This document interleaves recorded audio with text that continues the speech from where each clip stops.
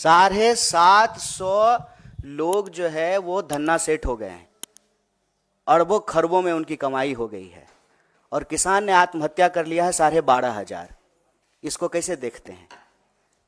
GDP growth हो रहा है, अच्छी बात है, विकास दर बढ़ रहा है, बहुत अच्छी बात है, लेकिन अगर बेरोजगारी दर बढ़ रहा है तो चिंता की बात है, महंगाई बढ़ रही है तो चिंता की बात है, नौजवानों की आत्महत्या दर बढ़ रही है तो चिंता की बात है, महिलाओं के ऊपर होने वाले अपराध अगर बढ़ रहे हैं तो चिंता की बात है, मजदूरों को अगर मजदूरी नहीं मिल रही है, ये अपना ही पैसा, आपका अपना पैसा, आपकी कमाई का एक हिस्सा काट करके सरकार के खाते में आपने जमा किया है, और जब बेटी का शादी है, मकान बनाना है, बच्चा को पढ़ाना है, कहीं एडमिशन लेना है, तो पीएफ का पैसा निकालने के लिए जा रहे हैं तो पैसा नहीं निकल रहा है।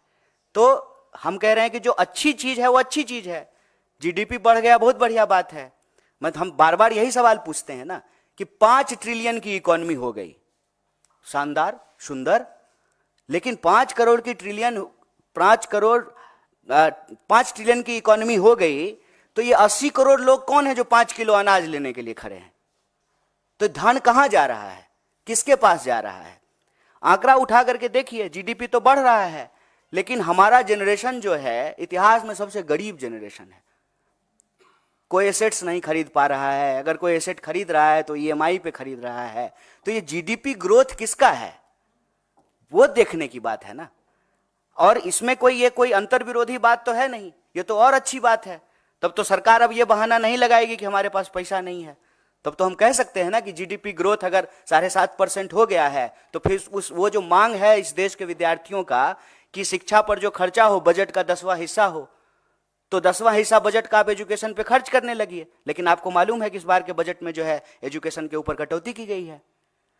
तो पैसा अगर पैदा हो रहा है इकोनॉमी में तो जा किसके पास रहा है?